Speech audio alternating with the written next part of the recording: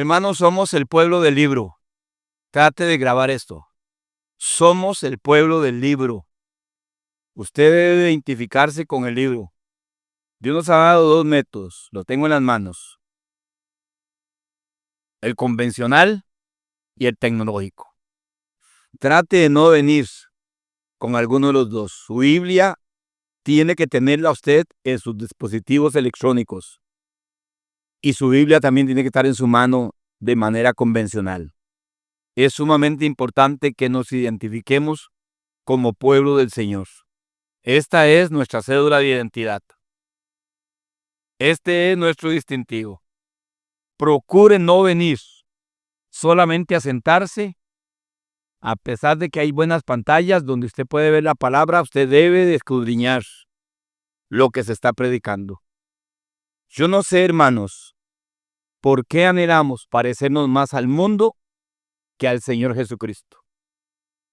Yo pregunto, ¿cuál es la ventaja que tenemos de parecernos más al mundo y no más al Señor Jesucristo? ¿Por qué no usamos aquellos distintivos que nos hacen diferentes al resto de las naciones? No es una ganga, hermanos, parecernos al mundo. No hay ganancia en parecernos al mundo e identificarnos, como lo vamos a ver dentro de un rato, con una generación maligna y perversa. Jesús califica a la sociedad humana como una generación maligna y perversa. Así es como la califica el Señor. Jesús no califica al mundo con grandes virtudes. ¿Y por qué muchas veces sucede eso? Porque dejamos el conocimiento de la verdad. Usted pertenece al pueblo de la verdad, no del engaño, ni de los subterfugios, ni de la mentira. Somos un pueblo de la verdad, y esa verdad está en la palabra del Señor. Y su palabra debemos de procesarla, debemos de meditarla, de escudriñarla, de conocerla permanentemente, no cuando tengo emergencias. O en estos días que todos conocemos la noticia en nuestros ambientes cartagineses y sobre todo paraiseños de la situación que se está dando con una niña. La gente se vuelca al último recurso, Dios, como si Dios fuese ese tipo de muletilla, de amuleto a quien acudimos en las últimas estancias para que nos haga un milagro de que alguna persona aparezca. Todo eso es bajo, hermanos míos. Todo eso es aborrecible por Dios. Dios no se apunta con nuestro fuego. Él no está con nuestro juego. Es un juego maligno el que tenemos en estos días. Un juego peligrosísimo, porque se basa en nuestros estados circunstanciales y emocionales, y no se basa en una condición permanente de vida y de dependencia del Señor. Hoy, en el valle hay multitudes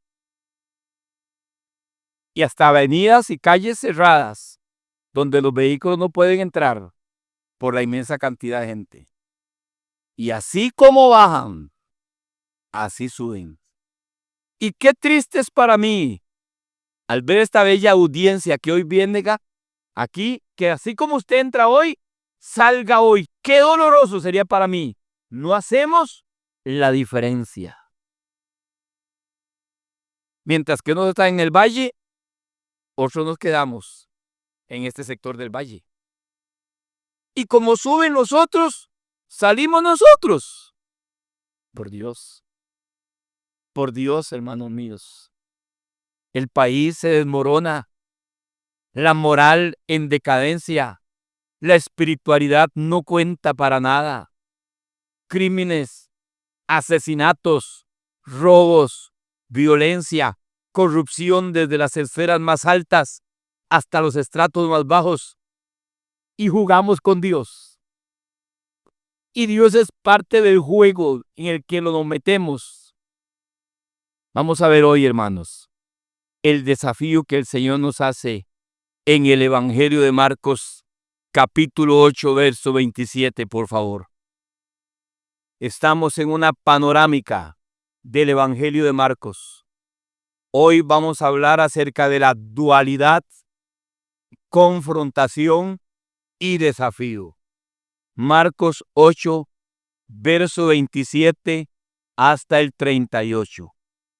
Marcos 8, verso 27 hasta el 38. Es tan doloroso incluso saber que hay iglesias, ministerios, lugares, cristiandad que hoy se reúnen para oír los 7 principios del éxito. Cómo lograr tus sueños. O frases tan profanas que nos dicen, Cristo murió para que alcances tu éxito. Es tan deplorable, hermanos míos, el tipo de enseñanzas que hoy en una gran cantidad de púlpitos presenciales y virtuales, hombres cuyo interés es la popularidad, cuyo interés es su fama y cuyo interés son las multitudes, se presentan con ese tipo de subterfugios usando de forma torcida y astuta y sutil la bendita palabra del Señor, el mensaje del Evangelio, para convencer a una audiencia de sed de asuntos terrenales más que de verdades espirituales que los conduzcan a la eternidad con Dios. Bien nos enseñaba hoy la lectura en el capítulo 10, que coincide con el pasaje que vamos a hablar de los desafíos que los cristianos llamados bajo el señorío de Cristo tenemos en este mundo. Somos un pueblo diferente. Somos un pueblo con una identidad propia. Somos un pueblo singular. Somos un pueblo, hermanos, que tenemos que hacer valer nuestra identidad. Jóvenes, yo los llamo a ustedes a dar un paso al frente y ser jóvenes diferentes, porque la juventud también pasa y pasa más rápido de lo que ustedes piensan. Cuando se tiene 20, 25 años, se ve muy largo el llegar a cumplir 60. Pero cuando se cumplen los 60, usted dice, ¿en qué momento llegué aquí? Y lo que no lograste planificar y establecer, te cogió tarde y llegaste con falencias. Entonces es lo que dice el libro de Eclesiastés en el capítulo 12. Antes de que vengan los días malos, porque son los días en que no me preparé para mi vejez, porque la juventud es vanidad. Es vanidad. Y eso usted lo aprende en la verdad de Dios, no en las tonteras psicológicas e intelectuales, ideológicas que este mundo loco tiene hoy para nosotros. Recuerden que este es un mundo que funciona a la inversa de Dios. Dios no camina con este sistema, aunque está parte del propósito que Él tiene. Pero Dios no camina con este sistema, ni se adapta a este sistema. Su sistema hostil, rebelde, rumbo a la destrucción. Por eso, hermanos, los que tenemos 40 años o 35 años y hemos estado caminando cerca del Señor en medio de nuestras falencias y debilidades, pero dependientes del Señor, hemos visto barquillas en el camino que se han quedado.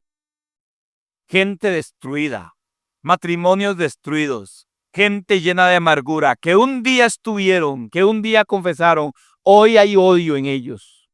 Se han quedado en el camino porque no supieron albergar las verdades del Señor. Vinieron con intenciones, con motivaciones, con intereses. Siempre debe de usted vigilar las intenciones de su corazón. Y hoy Dios va a usar a Pedro para enseñarnos eso. Para enseñarnos eso. Pedro va a ser hoy una de las mejores lecciones. Y a partir de esa experiencia de Pedro, Jesús se dirige luego al resto de todos para desafiarnos y hacernos su gran desafío. Veamos entonces la escritura. Capítulo 8 de Marcos, versículo 27. Marcos 8, 27. Salieron Jesús y sus discípulos para las aldeas de Cesarea de Filipo. Y en el caminar preguntó a sus discípulos diciéndoles: ¿quién dicen los hombres que soy yo? ¿Qué pregunta? ¿Qué pregunta, hermanos? Ellos respondiendo, uno Juan el Bautista, otros Elías y otro alguno de los profetas. Verso 29. Entonces él les dijo: ¿y ustedes, quién dice que soy yo? Respondiendo Pedro le dijo: tú eres el Cristo. Pero él les mandó que no dijesen esto de él a ninguno. Y comenzó a enseñarles que era necesario al Hijo del Hombre padecer mucho y ser desechado por los ancianos, por los principales sacerdotes, por los escribas, y ser muerto y resucitar después de 3 días. Esto les decía claramente. Entonces Pedro le tomó aparte y comenzó a reconvenirle.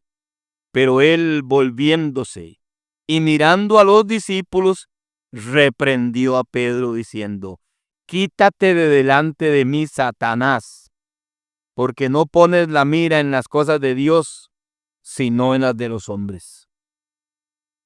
Y llamando a la gente y a sus discípulos, les dijo: si alguno quiere venir en pos de mí, niéguese a sí mismo, tome su cruz y sígame. ¡Qué vacilón! Hoy se habla de un mensaje diferente. Sigan para que tengan sus éxitos. Síganme para que cumplan sus sueños. Síganme para que sean prósperos.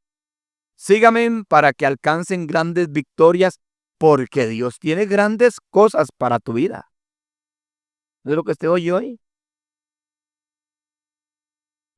Porque todo el que quiera salvar su vida la perderá.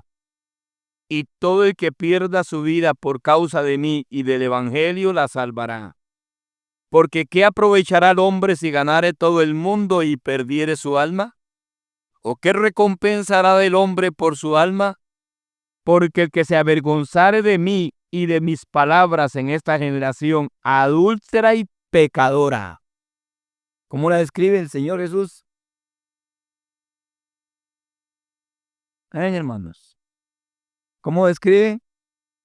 Había un presidente en nuestro país que decía: la gran mayoría de los costarricenses son honestos y maravillosos. No, Dios dijo, son adúlteros y pecadores. El Hijo del Hombre se avergonzará también de él cuando venga en la gloria de su Padre con los santos ángeles. Marcos divide su evangelio en 2 secciones. Primera, del capítulo 1 al capítulo 8, nos habla de una serie de experiencias y de manifestaciones gloriosas que el Señor hace en medio del pueblo. A partir del capítulo 8, verso 27, hay un punto de inflexión, de cambio. Ahora Él se dirige a Jerusalén. Los días son pocos que le quedan a Jesús. A partir de esta experiencia en Cesarea de Filipo, Él se irrumba ya a cumplir aquello para lo cual el Padre lo cumplió. Prácticamente los llamados a aceptarlo a Él se terminan. Las manifestaciones de poder prácticamente ya menguan, porque empieza Él a entrar en la última etapa de su vida, que va a culminar en la cruz y en la resurrección después. Muchas veces, hermanos, por la forma emocionalista que tenemos y que anticipamos que Dios cumpla nuestras intenciones, venimos a las Escrituras con una ausencia de un conocimiento claro y correcto de lo que los evangelistas, el Espíritu Santo a través de ellos nos está enseñando. Dice la Escritura que Jesús salió con sus discípulos por las aldeas de Cesarea de Filipo. Mateo capítulo 16 nos da algunos detalles que Marco no nos da. Sí nos da las mismas preguntas que él hace. Pero con respecto a las palabras de Pedro, Mateo añade un poquito más a lo que no añade Marcos, a las respuestas. En Cesarea de Filipo, hermanos, era un lugar sumamente pagano. Era un lugar que contrastaba precisamente con la persona, la naturaleza y el propósito de Cristo. Era un lugar lleno de ídolos.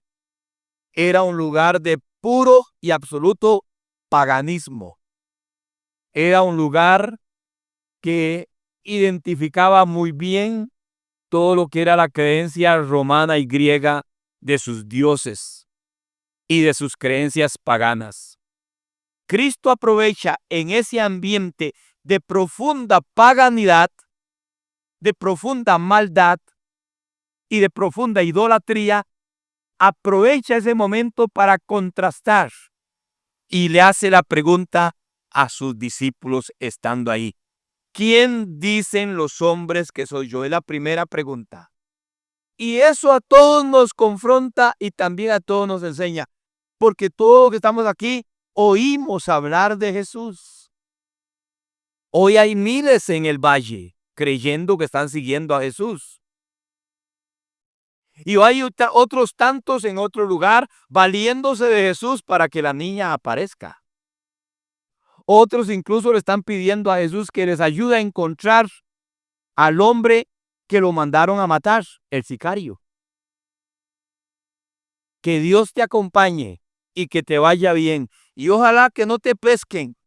Hagan rapidito el trabajo. Y algunos se persignan y se encomiendan para ir a matar a alguien por $500,000 de colones. Es lo que tenemos. Otros se encomiendan a su chorizo, al defraude, y también ellos le piden a Jesús que le vaya bien en sus negocios. Todos, absolutamente todos, tienen un criterio acerca de Jesús y lo tuvieron ellos. Cuando Jesús le pregunta a sus discípulos, ¿quién dicen los hombres? ¿A quién oyen ustedes? ¿Qué oyen ustedes acerca de mí? Y ellos le respondieron, Pedro y Juan y Mateo. Los discípulos respondieron, Señor, hemos oído que unos dicen que tú eres Juan el Bautista, que reencarnaste. Vea las ideas que habían ahí. Otros dicen que reencarnó Elías en usted, que usted es Elías. Y otros dicen que usted es alguno de los profetas. Siempre en todo el momento, desde que el Señor Jesús vino y se manifestó, siempre la gente tiene diversos criterios acerca de Jesús. Los islámicos creen que Él es un gran profeta, nada más. Los judíos ortodoxos hasta el día de hoy creen que son engañadores. Y la gran cristiandad creen que Él es Aladino, el mago que nos saca de nuestros apuros. Voy a ir a buscar a Jesús para que no me echen de la casa. Voy a buscar a Jesús para que saque al chiquito de la cárcel. Voy a ir a buscar a Jesús para que me devuelva mi autoimagen. Voy a buscar a Jesús para que me salve de este problema económico y financiero. Voy a ir a buscar a Jesús para que Él me ayude a cumplir mis sueños. Se oye todo tipo. ¿Es usted uno de ellos? Entonces Él cambia la pregunta. Número 1, ¿qué dicen nosotros de Jesús? Número 2, Él cambia la pregunta. Y Él les dice, entonces Él les dijo, ¿y ustedes quién dicen que soy yo? Ven, hermanos. Viene la segunda pregunta. La primera no es tan importante como la segunda. La primera es lo que usted oye acerca de Jesús. La segunda nos confronta a cada uno de nosotros. ¿Quién dicen ustedes que soy yo. ¿Qué dices tú? ¿Quién es Jesús? Usted tiene que estar sentado aquí y asegurarse de cuál criterio tienes, pensamiento y creencia acerca de quién es Jesús para ti. El hacedor de milagros, el 911, el salvatandas, el que me ayuda a tener una autoimagen moderada y equilibrada, el que me inspira hacia el éxito y el que vino a cumplir en mi vida mis sueños. ¿Quién es Jesús para usted, hermano? ¿Quién es Jesús para cada uno de nosotros? Eso es sumamente importante.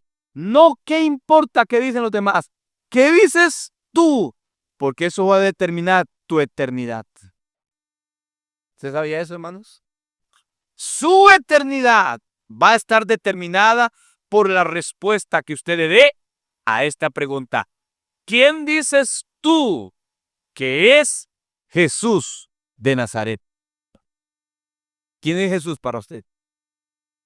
Y eso va a determinar nuestro estilo de pensar y nuestro estilo de vida, porque es el único que va a afectar profundamente nuestra vida.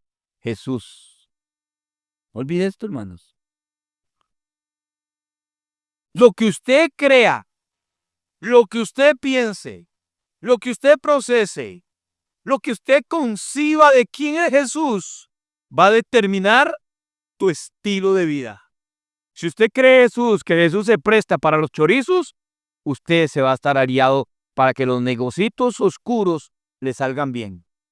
Y va a echar mano de él para esos asuntos oscuros económicos, financieros.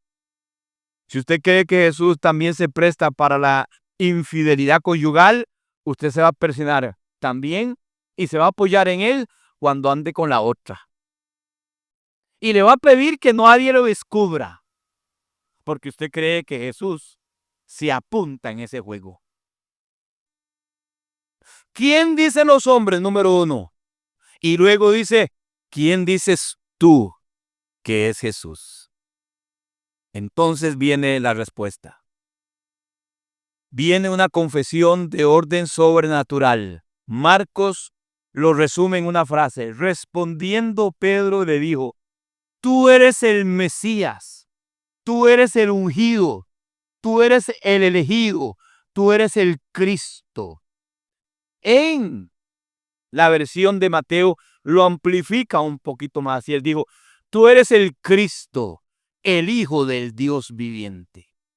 Entonces en Mateo 16, Jesús le dice, Pedro, bienaventurado eres porque no te lo reveló carne ni sangre, sino mi Padre que está en los cielos. Hermanos, para que sepamos quién es Jesús, tenemos que tener una revelación del Espíritu de Dios en nuestro corazón. La gran masa cristiana conocen de Jesús según la carne. Pero en esa masa hay una verdadera porción de redimidos que conocen a Jesús por revelación. Y el que conoce a Jesús por revelación no lo va a negociar. No lo va a negociar. No importa dónde esté. Aquel a quien Cristo se le ha revelado en su corazón, jamás lo va a vender y jamás lo va a negociar.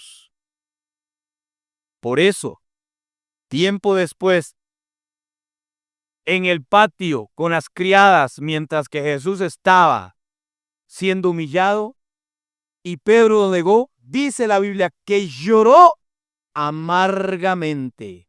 Cuando usted le falla a él, llora amargamente porque usted sabe quién es él para usted y quién es usted para él. Esa es la gran diferencia.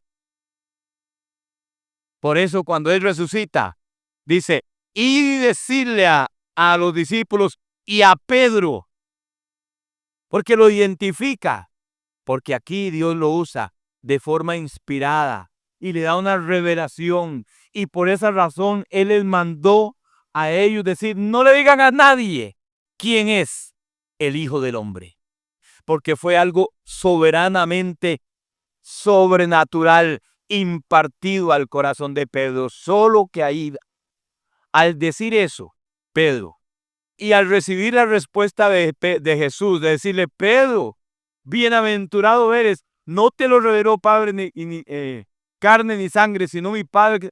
Pedro se inflamó. Pedro se hinchó. Pedro se llenó de algo que todos también nos pasa cuando somos usados por el Señor en su gracia y en su misericordia. Empezamos a llenarnos de un orgullo, como si fuésemos algo especial, porque Dios nos usó por su gracia y por su pura misericordia. Pedro entonces se llena. Y Jesús, hermano, a partir de este punto de inflexión y de cambio, Él dice lo siguiente.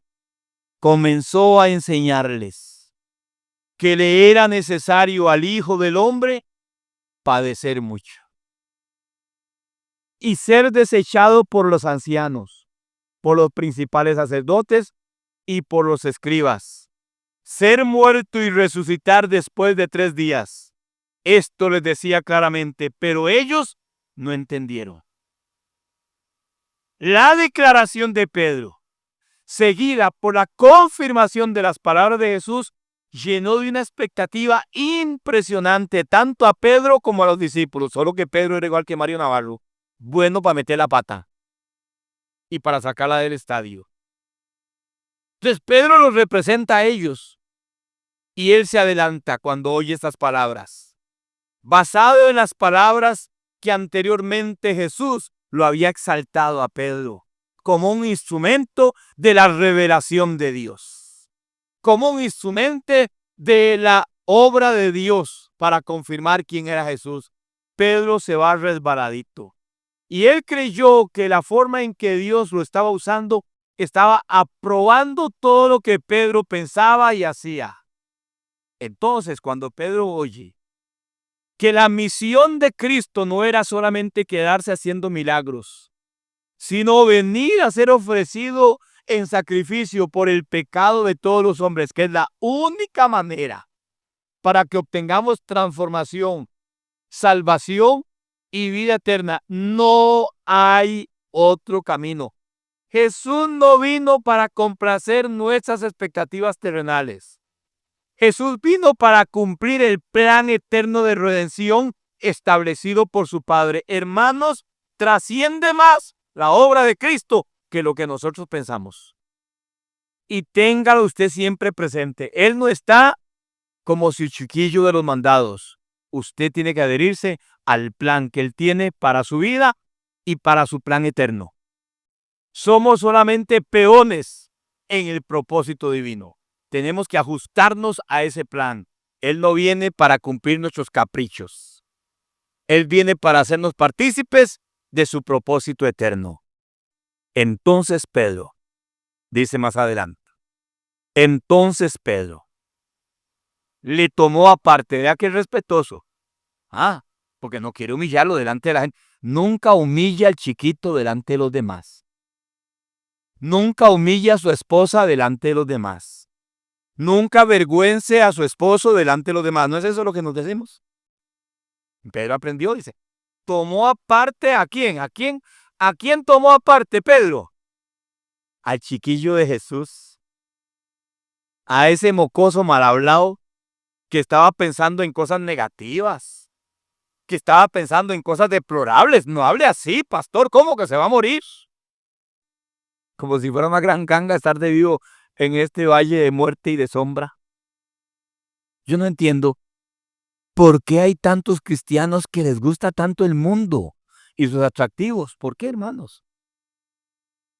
Hay algo ahí medio extraño. Hay una dualidad como la de Pedro. Vean aquí. Y comenzó, no solamente lo tomó aparte, comenzó a reengañarlo, porque esa era la palabra en versión paraiseña. Reconvenirlo. Es en la cartagada de Pedro. Es una cartagada de Pedro. Y comenzó a regañarlo. Pero él volviéndose y mirando a sus discípulos. Oiga, hermano, se volvió a Pedro, vio a Pedro y volvió a ver a los demás muchachos. En Mateo dice que comenzó a reconvenirle y decirle, Señor, Jamás cosa alguna de estas te suceda. Jamás te pueden crucificar. Jamás tú puedes ir a la cruz. Jamás tú puedes ser desechado. Con los milagros que haces, eres el Hijo del Dios viviente. Eres el ungido, el elegido. Eres el rey. Tú vas a establecer tu reino y vamos a destruir a los romanos. Y nos vas a devolver la gloria de Israel, la gloria de Salomón y de David, porque eso es el plan profético que Dios había establecido a través de los profetas. Lo que no sabían ellos, que para restaurar la gloria del reino tenía que haber primero un proceso de sufrimiento por causa del pecado, porque Dios no establece su reino en medio de la suciedad. Algunos creen, hermanos, que Dios está operando hoy en nuestra nación. Sí, Dios está operando con juicio, no con su reino. Y la cristiandad no entiende esto. La gente cree que entre mejor infraestructura, más cerca estamos del reino de Dios. Que mejores leyes, el reino de Dios. ¿Leyes? Una manada de vagabundos es lo que tenemos, hermanos. Poniendo leyes a conveniencia para sus subterfugios y poder luego bailárselas. Todo esto, hermanos, es la corrupción de la presente condición humana. El reino de Dios no está aquí. Lo que usted hoy ve por todo lado es el juicio de Dios por haberse apartado esta nación de Él. Estamos apartados de Él. La gente está saliendo de los templos iguales. Incluso algunos usan los templos para sus negocios. No hay pastores metidos en su fisiculturismo, pastores metidos en ganadería, pastores metidos en popularidad, pastores metidos en viajes incluso hasta la Tierra Santa, pastores que han visto de la iglesia su negocio y las grandes multitudes religiosas en sus rituales y ceremoniales y no cambian nada, hermanos. Tal lo que hacemos, guardamos los chunches y seguimos en nuestras maldades. Los que hicieron promesas para salir de soldados de los romanos o de María Magdalena, o los que hacen una promesa a la negrita o a la machita, siguen en sus borracheras, siguen en sus conjurios, siguen en sus conductas pecaminosas y malvadas de chisme, de alcoholismo o de infidelidad conyugal o de lesbianismo o de homosexualismo. No cambian nada, porque el único que cambia es una revelación de quién es Cristo en nuestro corazón, nada más. Y Pedro la tuvo, pero la tuvo de forma equivocada. Se infló, se hinchó y quiso corregir al Señor. Entonces, volviéndose y mirando a los discípulos, reprendió a Pedro y le dijo, primero le dice, son instantes, hermanos. Primero, te lo reveló mi Padre que está en los cielos.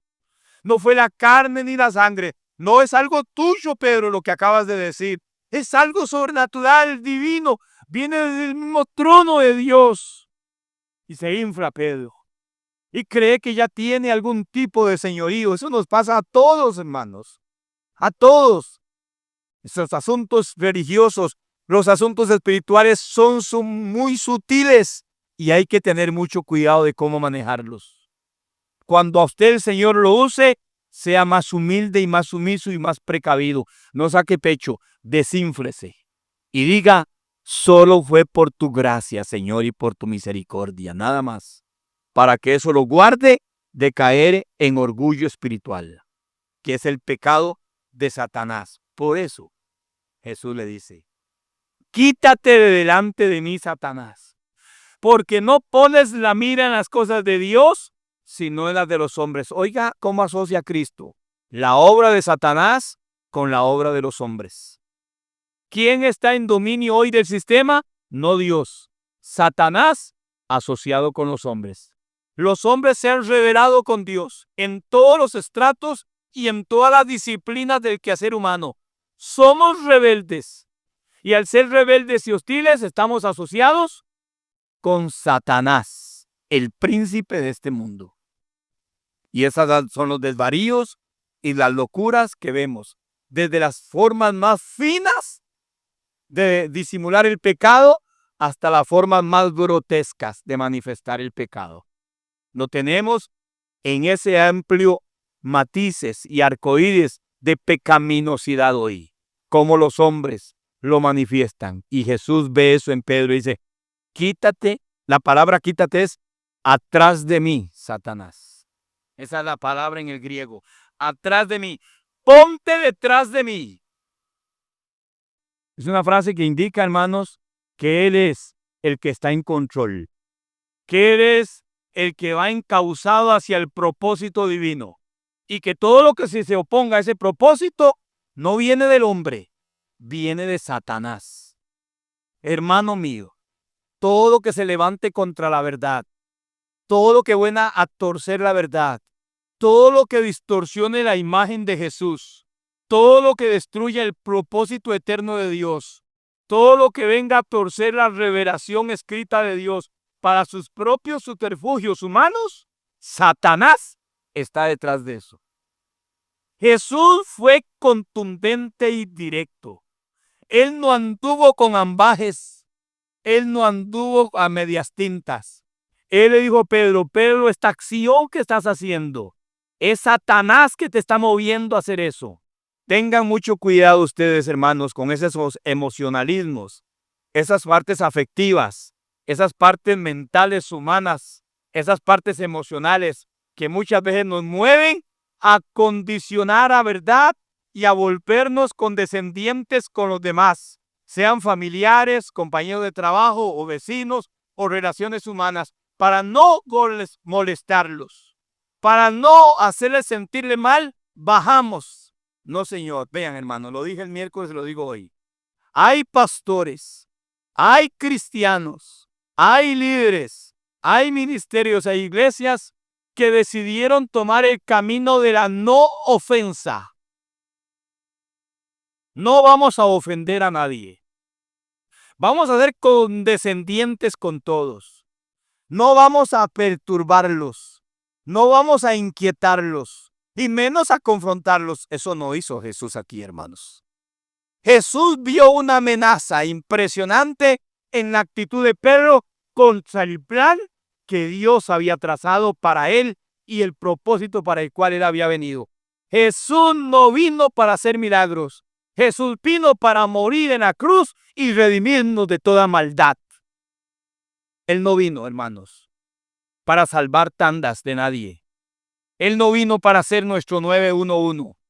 Él no vino para cumplir nuestros caprichos, nuestros sueños egoístas, ambiciosos, materialistas, terrenales e individuales. Él vino para hacer de nosotros un pueblo santo, escogido, redimido, lavado con su sangre, que glorifique a Él y que viva para la gloria de Él. Tiene que ser dicho firme, sólido, fuerte, hermanos. Entonces Él, una vez que reprende a Pedro de la forma tan seria que lo hace, se vuelve a la multitud. Vea qué importante, habían 3 tipos de ambiente, vea. Estaba Él primero, con sus discípulos. Luego pasa Él con Pedro más privadamente. Y luego Él vuelve a ver a los discípulos. Él reprende a Pedro.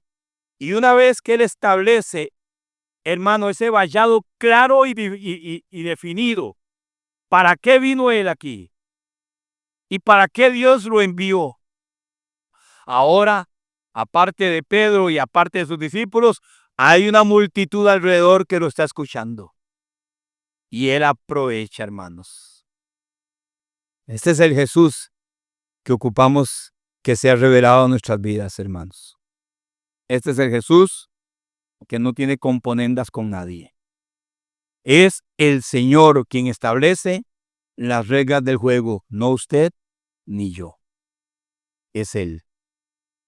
Y llamando a la gente, a sus discípulos, les dijo, si alguien quiere venir en pos de mí, niéguese. Negación. Si no nos negamos, no vamos a alcanzar la meta suprema, hermanos. ¿Por qué negación? Por lo que acaba de manifestarse en Pedro. Ve la dualidad. Primero una dualidad. Y por causa de esa dualidad viene la reprensión. Y después de la reprensión viene el desafío de Cristo. Aprovecha esa situación propia en medio de un ambiente pagano. No sé si ustedes pueden captar la imagen. Es la misma imagen de todos los tiempos y es la misma imagen de nuestros tiempos también. Aquí estamos hoy sentados en el lugar de Pedro, de las gentes y los discípulos. Y Jesús a todos nosotros hoy en medio de este contexto en el que vivimos de maldad, de violencia, de engaño, de corrupción, de decadencia, de materialismo y de mentira. Hoy aquí la Escritura nos hace el mismo desafío. Si alguno quiere venir en pos de mí, niéguese a sí mismo. Número 1. Tome su cruz. O sea, usted tiene que sujetarse al propósito divino, a la voluntad de Dios, a lo que Dios tiene dispuesto para usted. Dios nos ha traído en disciplinas por todo este tiempo, desde que hace 42 años su gracia me alcanzó y el año pasado intensificó más su disciplina sobre mí. Porque todo eso es para el propósito y el plan de Él, lo que me suceda a mí y lo que le sucede a cada hijo de Dios y a cada hija de Dios. Si usted no lo entiende así, y si sigue oyendo a gente que lo que le dice es que Dios quiere lo mejor para ti, no, Dios quiere cumplir su propósito en tu vida.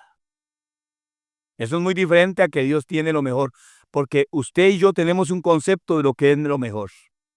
¿Qué es lo mejor para nosotros, según nuestro concepto? Vacaciones, salud, de la cual hasta demandemos. Manos, hay gente aquí sentada que no saben lo que es el tesoro de la salud, hasta se vuelven exigentes con su salud, sin saber que es un preciado regalo de Dios. Ni saben qué es ser sano y gozan de una salud impresionante, pero son una manada de malcriados con su salud. Empezando por ahí, sin hablar de alimentación, sin hablar de su trabajo, sin hablar del carro, sin hablar de todos los beneficios y bondades que han tenido de Dios, y aún así seguimos siendo chiquillos malcriados. Y algunos en los púlpitos nos siguen incitando a ser ese tipo de gente maldosa, revestida de algo que se llama cristianismo. No, hay que limpiarse de eso, hermanos. Y Él dice, si alguno quiere venir en pos de mí, niéguese, tome su cruz y sígame. Por eso, ¿qué dijo Él? Satanás atrás de mí. El que sigue a Jesús es Jesús el que va adelante y usted lo obedece a Él. Es Él el Señor, usted el discípulo. Es Él el Padre, nosotros los hijos. Él es el amo, nosotros los siervos. Usted no está para darle órdenes a Dios. No estamos para hacer decretos, ni para hacer confesiones positivas. Dios no obedece a las palabras de nuestra boca. Lo digo otra vez y lo diré cuantas veces sea necesario. Dios no obedece a ninguna de nuestras confesiones. Él es Dios. Y esa enseñanza que se nos dijo que Dios obedece a nuestra confesión viene del capítulo 3 de Génesis. Cuando Satanás le dijo a la mujer, serán como Dios. Serán como Dios. Entonces, cuando usted se cree como Dios, usted puede hablar, ordenar, decretar, confesar. Y Dios se vuelve el lazarillo. No, Señor. Usted obedece y Él es el Señor. Él da las órdenes, no usted. Sígame. Y luego dice, y todo aquel que quiera salvar la vida, la perderá. Hermanos, salvación es mediante la pérdida. No hay salvación mediante la ganancia. La gran mayoría de nosotros las queremos todas maduras. Todas maduras. No, Señor. No, Señor. Este mundo es un mundo de maldad, de sufrimiento y de muerte. Hay 3 cosas que nunca van a cambiar en el mundo en el que estamos. 3 cosas. Son invariables. Son persistentes, permanentes. Desde Génesis capítulo 3. No va a variar. Sufrimiento, maldad y muerte. A todos nos va a suceder. A todos. todos nos veremos involucrados en mayor o en menor medida. Y Cristo nos da el secreto. ¿Cómo obtener la vida? ¿Cómo obtener la salvación? ¿Cómo alcanzar el plan divino? Mediante la pérdida. El que quiera salvar su vida la perderá. Y todo aquel que pierda su vida por causa de mí y del Evangelio, la salvará. Hermanos, como el mundo camina y decidió caminar a la inversa de Dios, Dios entonces le invierte los valores al mundo. El mundo dice, no puedes perderte nada en esta vida. Y no dejes que nadie te impida alcanzar, disfrutar y lograr lo que te propones. Eso dice el mundo. Dios dijo, conmigo no es así. Si no logras, si no alcanzas y si pierdes, obtienes lo que yo tengo para ti. Dios trabaja a la inversa del mundo, porque el mundo decidió caminar a la inversa de Dios. Usted debe pasar tiempo aquí. Esto no es, hermanos, un libro para consuelo de tontos. Esta es la verdad de Dios. Usted puede tener una gran fe en Dios, y si no está fundamentado aquí, su fe es vana. Su fe es algo absurdo, porque su fe va a decir tonteras y cosas absurdas que no están aquí. Su fe, para que sea una fe que honre al Señor, tiene que basarse en la revelación escrita de Dios. Y bien trazada. Mire este pasaje. Estamos viendo el desafío. Y todo aquel que pierda su vida por causa de mí del Evangelio, la salvará. Entonces vienen las dos grandes preguntas. Porque, ¿de qué le aprovechará al hombre ganar todo el mundo si pierde su alma? Y aquí estamos en esa carrera. Aún el cristianismo está en esa carrera. No se pierda el viaje del siglo. A Tierra Santa vamos. Y traiga sus peticiones. Estaremos en el río Jordán bautizándolos. Como si el río Jordán tuviera algo especial, hermano. Es cualquier charco, igual que los que hay aquí.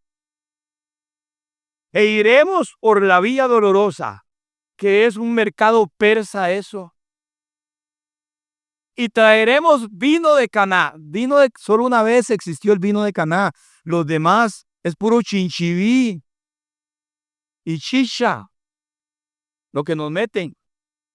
E iremos al muro de los lamentos, para que de ahí usted coloque sus peticiones y suban directamente al rey.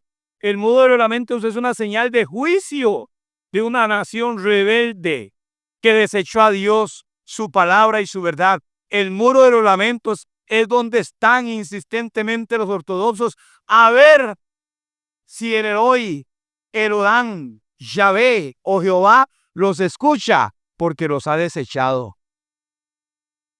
Pero usted a mí aquí nos dice, no se pierda el viaje de su vida. Estaremos en el monte Sinaí. Ya no está, ahí lo que hay es roca de pedernal nada más. Haremos la travesía desde Egipto hasta Tierra Santa que hizo Israel. Puro desierto, ahí no hay presencia divina. Todas esas son tierras desoladas como una señal del juicio de Dios a una nación que se rebeló contra él. ¿No leemos los profetas? ¿No leemos en la palabra lo que sucedió con ellos? Y en el año 70, como seguían de majaderos, Dios levantó al emperador y primero general romano Tito y desechó lo que quedaba del templo, lo destruyó. Y más de 1 millón de judíos fueron masacrados. Y ahí empezó la gran dispersión hasta el día de hoy. No hay templo, no hay nada. Como parte del juicio de Dios que Jesús decretó cuando le dijo, no quedará piedra sobre piedra, porque han hecho de la casa del Señor casa de mercado, ladrones. Eso fue lo que Jesús dijo. Por eso, hermanos, aquí usted tiene que venir a adorar, a tener comunión con sus hermanos. Es un lugar humilde, pero procuramos honrar al Señor, a oír la palabra de Dios, a exaltarlo a Él, a tener compañerismo, a buscarnos los unos a los otros, porque allá afuera hay traición y hay puñales. Que no los hayan aquí. Aquí tiene que haber perdón, amor, coinonía, compañerismo, alianzas bondadosas, amor fraternal, protegernos los unos a los otros. Esto es porque hemos decidido el camino de la pérdida para obtener salvación. Entonces habla de qué aprovechar al hombre, ganar todo el mundo y perder su alma.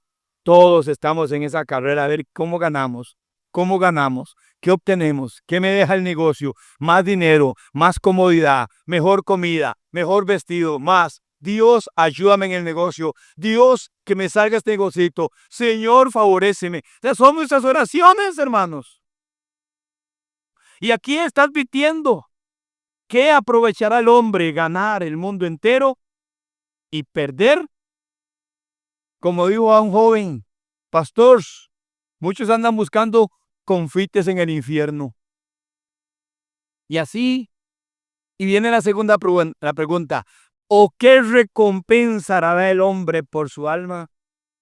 ¿Qué vamos a dar a cambio de nuestra alma, hermanos? ¿Qué vamos a dar a cambio de nuestra alma?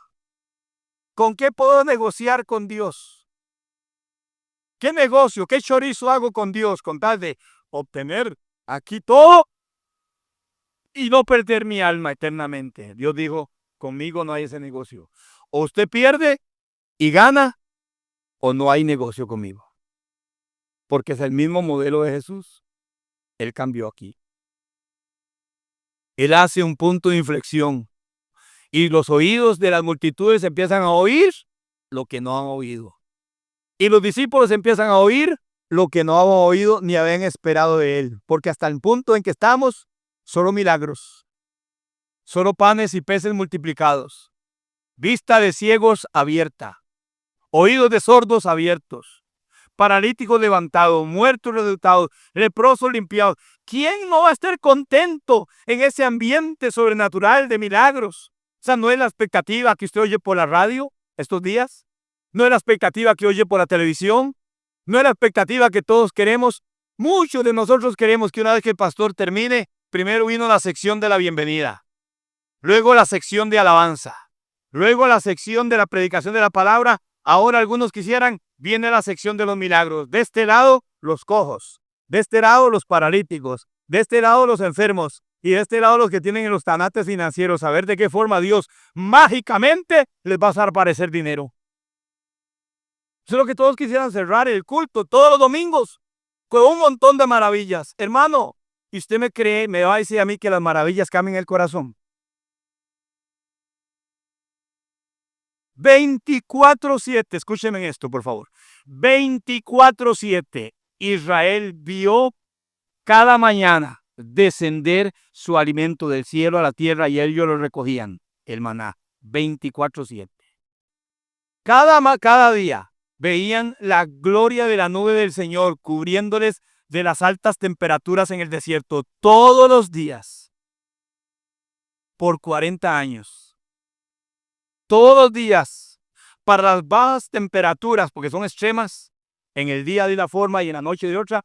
En la noche, la columna de fuego, la Shekinah, gloria candescente que les cubría de las bajas temperaturas, los calentaba a ellos. Su piel no se hinchaba, no había retención de líquido ni problemas de los riñones en ellos, ni problemas cardíacos. La ropa crecía con ellos. Lea Deuteronomio. Y el corazón de ellos nunca cambió. El corazón de ellos, usted puede estar aquí sentado toda una vida y su corazón nunca va a cambiar si no dejas que la revelación de Cristo llegue a tu vida. Que le diga, Señor, revélate cada día a mi vida. Tú tienes que irte hoy con un desafío a este lugar, como el que estamos viendo. ¿Qué recompensa da el hombre por su alma? Por tanto, y cierra él, capítulo 8. Por tanto, el que se avergüence de mí y de mis palabras en esta generación adúltera y pecadora. Esto es lo que tenemos hoy, hermanos. No, pastor, Costa Rica es una nación cristiana. No me diga que Satanás se volvió cristiano. No me diga que los demonios ya se volvieron cristianos también, porque solo eso falta que nos digan. Nación cristiana, con los horrores que estamos viendo, con los engaños que estamos viendo, engaños de cuello blanco en las altas esferas de poder, hasta las cosas que estamos viendo de incesto. ¿Saben todo esto que se está dando? Se llama incesto en estos días.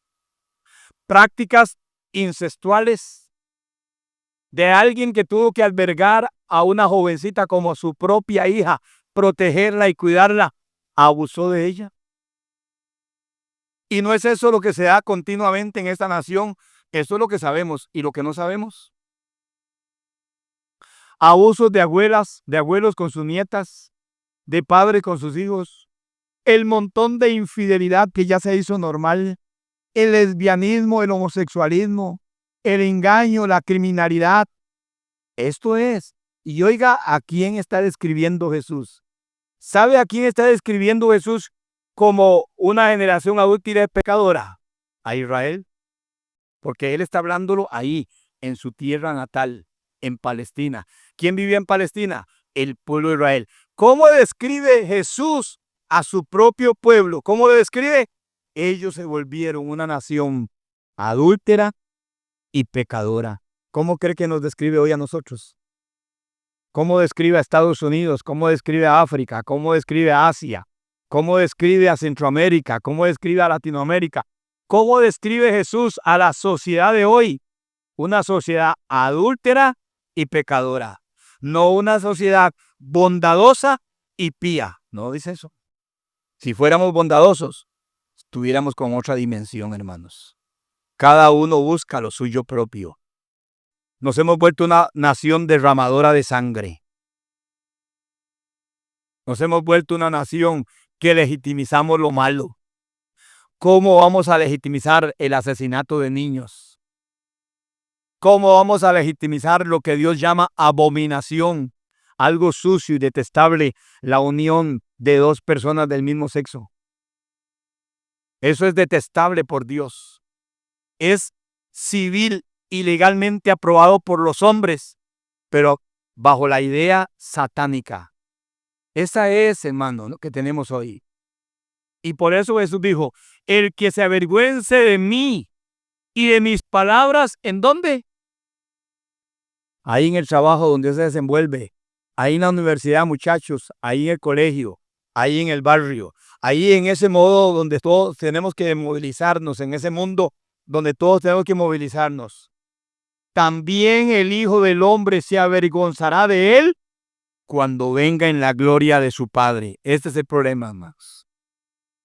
Que no vamos a saber exactamente cómo van a pasar las cosas hasta que Él se revele en gloria. Es en el último día cuando sabremos realmente quiénes fuimos. Cuando Él venga en gloria de su Padre con los santos ángeles. Es lo que dice Mateo 7. Y muchos me dirán en aquel día, en tu nombre, Señor, hicimos. En tu nombre, Señor, hablamos. En tu nombre, Señor, practicamos. Y yo les diré, no les conozco. Apártense de mí. Usted no puede estar sentado aquí para que yo lo adormezca y lo mantenga dormido mientras que se despierte en las pailas del infierno. Usted está aquí para que yo lo confronte. Usted está aquí para que yo lo sacuda. Usted está aquí para que yo a través del mensaje del Evangelio lo haga reflexionar. ¿Cómo estás manejando tus negocios? ¿Cómo estás manejando tu familia? ¿Cómo estás manejando tu matrimonio? ¿Cómo estás manejando tus relaciones? ¿Cómo está tu vida pública? ¿Cómo está tu vida privada? ¿Cuáles son tus motivaciones, tus intereses?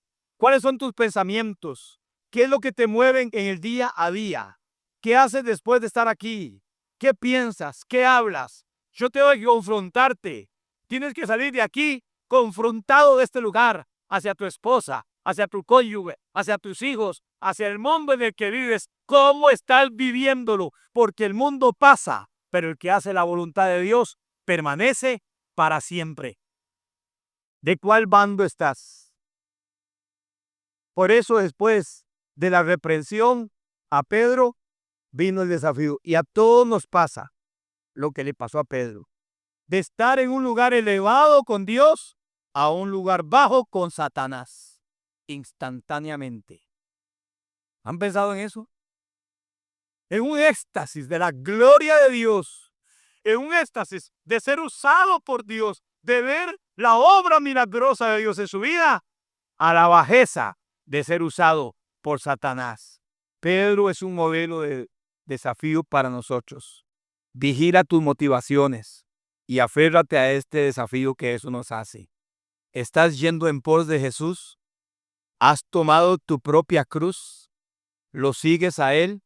¿Valoras más lo eterno que lo terrenal? ¿Tienes en alta estima tu alma y tu espiritualidad más que lo terrenal y material? Porque todo eso es añadidura. Todo eso es añadidura. Son medios nada más. El dinero como esclavo, perfecto servidor. Pero el dinero como amo es un perfecto destructor de tu vida. Y él por eso cierra: el que se avergüenza de mí. Jóvenes, ¿te estás avergonzando de Jesús en la universidad, en tu barrio, en la comunidad? ¿O has dado un paso al frente para decir: no, yo voy a caminar con Jesús aunque se me venga todo esto encima? Yo voy a levantar. No más tatuajes, no más piercing, no más ideologías de género absurdas y tontas, no más promiscuidad sexual, llenos de aventuras sexuales, como si la juventud no fue dado para eso, sin saber que las enfermedades venéreas te están esperando cuando tengas 60 o 50 años. Y otras tantas males que vienen cuando en la juventud no nos acordamos de nuestro Creador. Hoy, el mismo desafío que hace Jesús es para todos nosotros. Y desafío a mis jovencitas y desafío a mis jóvenes. ¿Te estás avergonzando de Jesús? ¿O es Jesús el Señor de tu vida? ¿A quién quieres parecerte? ¿A las modas de este mundo o al Cristo que se entregó por ti en la cruz del Calvario?